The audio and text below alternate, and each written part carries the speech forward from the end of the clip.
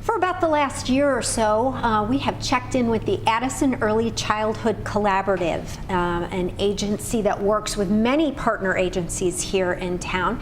Mary Haley is joining us once again with one of her partner agencies, the Addison Public Library. Rebecca Cohen, a familiar face here in Addison. And Mary, it's been a while since we've checked in with the collaborative.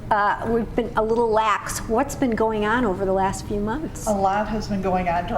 Thanks for having us again. We've had several parent meetings over the course of the last few months, and we've also started planning for some of the events that we're going to be doing this summer. We're going to be doing some summer outreach events at a few different locations with a bunch of our partners, so people can look for news about that. And then also starting to plan for the first semester of next year for our annual resource fair. So we've been doing some parent meetings and then also some planning for next year, as well as we just finished our kindergarten registration that we work closely with the school district on. So it's a busy time of the year for us. We were, even though you weren't in the studio, I've run into you a few times. One was at kindergarten registration.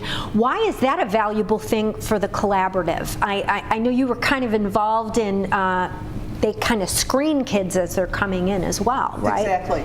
There is screening that goes on there, but even more important than that, the big thing that we're trying to do as a group, and let me just back up for a sec and mention what the collaborative does. You said that we've got several partners, and what we're trying to do is for parents that are trying to find experiences and different services and educational opportunities for their kids who are aged birth to 5, that can be like a tricky thing to figure out what's going on in communities. There are a ton of resources in Addison. This is a fabulous community. And so what the Early Childhood Collaborative does is works to keep relationships with all of these community partners close, so that when parents reach out to us and want information and need help connecting with different partners, we're able to guide them so that they're not like lost in this great big maze of all of the different services that are available. So one of the big things that we're trying to do is help parents that are trying to help their kids be ready for school. So a great example is one of our work groups created a very fun infographic that is a bunch of tips for skills and behaviors that they can be working with their kids on. So we made sure that all of the parents who are having their kids start in kindergarten in the next school year have one of those. And then ideally, we want to be getting that same kind of information out through our partners to parents who have even littler kids, because school readiness really starts as soon as kids are born. A lot of parents kind of intuitively know, but don't necessarily think through that they're their kids' best and first teachers and best and first advocates. So we're here to help parents be the best teachers they can be for their kids. Right. Now, another place I saw you was your quarterly meeting, since the village is part of the collaborative, and part of District 4's early childhood was talking about ways that they're communicating with their preschool parents. And they talked about, you know, posting information about like kids playing with Legos, but talking about the skills that they're learning by doing that, so that the parents begin to make that connection of, oh, okay, well, I'm not just playing with my kid, I'm teaching them. So absolutely. And a whole lot of learning that goes on from birth to age 5 is really about play-based kind of learning. So there's a strong emphasis on that, but that's a lot of the social and emotional development that's happening. And the thing that's so cool about the app that was talked about at the meeting that you're referencing is it is enabling teachers to not only let parents know what's going on in the classroom, but it's also enabling the teachers to say to the parents, these are things you can be doing at home that reinforces what we're doing here at school. And then parents can just kind of build on what's happening. So they're much more connected to their kids' day-to-day life when they've got access to that kind of technology. The parents love it, as do the teachers, and the kids love it. The kids are realizing what's going on with the technology, and that their parents and their teachers are connecting about the work that they're doing every day and the fun that they're having, the play that they're doing and the fun that they're having. Now, sometimes when you bring in one of your partner agencies, I have to think a little bit about what the connection is, so I'm sure our viewers do too. This one just seems very common sense to me. We're here with the Addison Public Library. Tell me about your relationship with them, because some of the things you were just mentioning, especially with little kids, they seem to be doing exactly that. Absolutely. And the thing that I love about the library is they're really a non-traditional library. I've been blown away since the time that I've been in this role at the scope of work that the library does. It's really more like what I would describe as a community center. And the spirit of what they do is to be not only helping families with regard to play and learning and literacy and reading, but they go much more broadly than that. And Rebecca will talk about a few of those things, but from our perspective, from the Addison Early Childhood Collab's perspective, they're a great partner because they are so family focused. They're play and literacy focused in the activities that they design for children.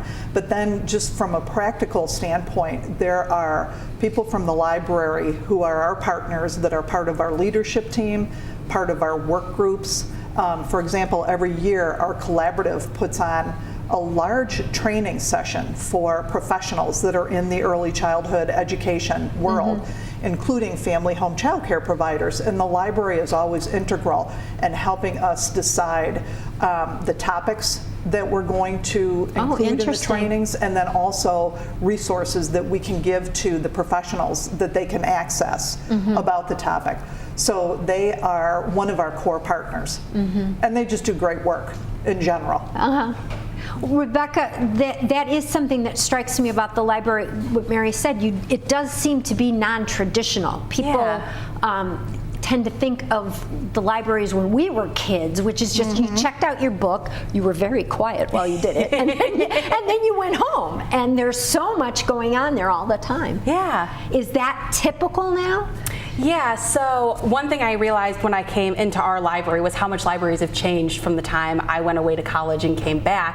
I hadn't been in a lot of public libraries, but we are definitely one of the libraries that I would say is towards the forefront of this more community hub feel.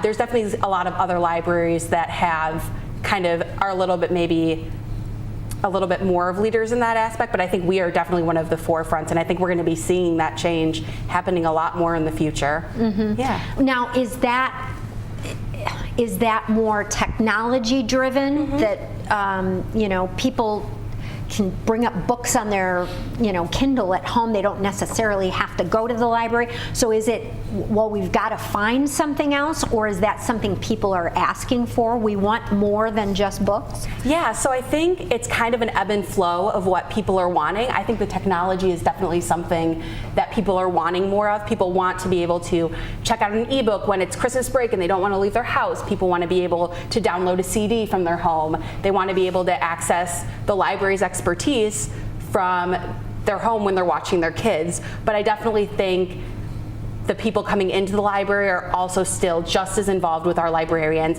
We definitely still have people coming in for books, people coming in for programming.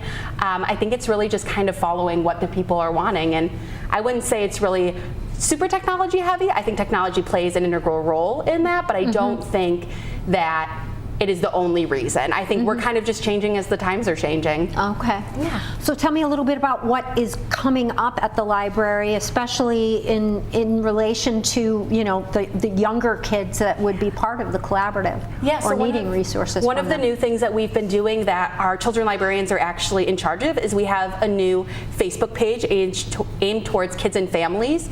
It's called APL, Kids and Families, where we have our children's librarians facilitating these kind of conversations. Every Tuesday they post an early literacy tip, and I know that's something that's been very popular, where it kind of introduces those play, the singing, and all the different kinds of things kids can be doing with their parents to kind of facilitate that early literacy.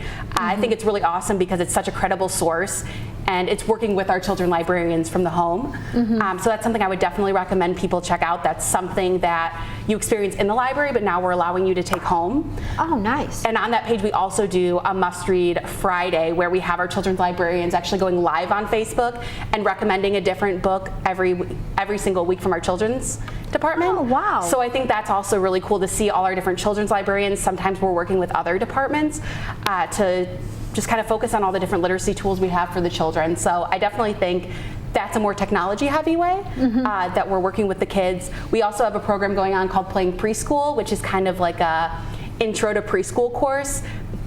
It's a program where the parents register the children, they come, and for I think it's 6 to 8 weeks, the kids are engaging in behaviors that are getting them ready for the preschool setting. So they're learning to sit in a circle, they're learning to pick different stations and learning about making that decision and then kind of sticking with that decision. They're learning roll call, they're just learning all sorts of different things. There's obviously still the story time aspect because we love our books. And the parents are actually then taken into a program room that's right next to that room, and they're being engaged with sometimes our adult librarians, watching TED Talks, learning about tools they can be using with their children. So the parents are still there right next door, but we're kind of teaching the children how to be in that space without mom or dad or grandma or grandpa going a lot. Yeah, and also helping those parents adjust to the leaving their children too, because we know they're adorable. We want to stay with them and watch them. But that's something really cool that we've been doing, I think 3 sessions now, and that fills up every single time. So that's really cool. Kind of on the library-wide spectrum, we just introduced our new social services coordinator, Lily De La Cruz, at the beginning of April. So she's really helpful for referring to community resources such as Early Childhood Collaborative resources, so she can help with consultation and assessment of services, and her services are free. You just have to set up an appointment, so you can call her directly at 630-458-3306. So we're very excited to have welcomed her to the staff, and we're very excited for what she can help all the community with. We have summer reading coming up. I know it's a little bit early, but it's never too early for summer reading. So that begins on June 1st, which we encourage children of all ages, teens, adults, families, everyone. It's free. I actually brought sneak previews of our summer reading logs. My. So this will be our children's log, and then this will be our adult log. So I just thought that would be a fun sneak peek. We'll be doing our summer reading kickoff party on Saturday, June 2nd from 2 o'clock to 4 o'clock. We have the Pocket Circus coming to perform. They do balloons and a little circus show and stuff like that, so that's going to be really cool. People can get their reading logs, they can come and get prizes and sign up for all that. Something that's actually really cool this year is that we will be giving the babies that participate with their parents in summer reading, we have bibs that are going to have the summer reading logs. So if your child, who is a small baby, wants to participate in that, then they can win a bib. So I'm very excited about that. I think library bibs are going to be adorable. And then the last thing is just our summer lunch program that we've been doing for a while now in partnership with the Northern Illinois Food Bank. Monday through Friday from 12 o'clock to 1 o'clock, children under 18 can come in with their families and the children can get a boxed lunch. And we also have supplemental programming. We have had the health department come in and teach about like brushing your teeth and all sorts of fun health department things. Sometimes we'll have different community resources come in. We've had teachers come in and facilitate activities, but that's just a really great time, making sure that the children are fed and making sure that the parents also have entertainment for them. So that begins on Monday, June 11th with the rest of our summer programming. And again, Mary, this sounds very much kind of like what you're attempting to do as well. Help out those that maybe need a little extra help. I'm sure this is a tremendous resource for you when you encounter one of those families, like you said, that, oh, I don't even know where to begin. Absolutely. This is a good place to point them. Absolutely. And we rely on the library a great deal for all of that. And the cool thing is most of the people that I talk to just when I'm out and about in the community know about the library. So that's always a starting point for me, because what we do is intangible and it's a little hard to describe. And I say things like we connect families to experiences and services and resources. People will kind of say, well, what does that mean? And I'll say, well, are you familiar with the Addison Library? And I'll kind of take it from there, because everybody can relate to that. And there are just a bunch of other resources and services that are available in this community that a lot of people don't even know about. So whether Right. people are looking for things like childcare ideas or preschool program ideas or just fun activities for children, or if a parent has a question about parenting, that's the purpose of our parent meetings, so that we're getting some parents together just to be doing some networking and doing some of that community building among parents who have little kids, or if a parent has a concern about how a child is developing. There's a whole different approach now. In the old days, it used to kind of be like, let's wait and see. Yeah. They might outgrow that. And now we've learned so much about brain science that we know, if there's a concern, we don't need to overreact, but let's do some screening. Let's make sure that we're checking out that things are happening the right way developmentally. And if not, there are a number of services that are available that can help a child if there is an issue going on there. So early detection of developmental delays is key, and that's a big part of what we do. So all of our partners know about that, and the library, for example, will be promoting not only the work that they do, but they'll also promote the work of our partners, because we get together on a regular basis, make sure we know each other, and if Rebecca needed to refer a family to someone or have some questions, if she didn't know which partner to go to, she knows to get in touch with me, and vice versa. Right. So is there anything coming up in the collaborative in the near future before the next time we get together, which I promise will be more often?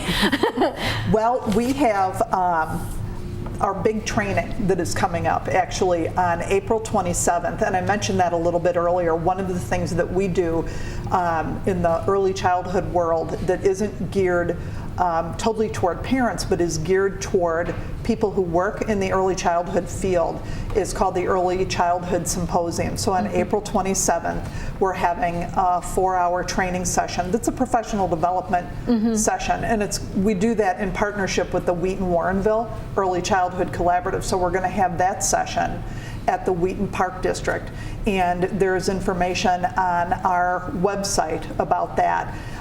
Again, it's April 27th from 7:30 in the morning until about noon, and the theme of that is going to be adverse childhood experiences. We're going to have a person from the Illinois chapter of the American Academy of Pediatrics talk about that topic. So we'll be talking to educators about how to work with children that have some adversity in their life, and more importantly, how to be helping all children learn to be resilient and learn what some protective skills are.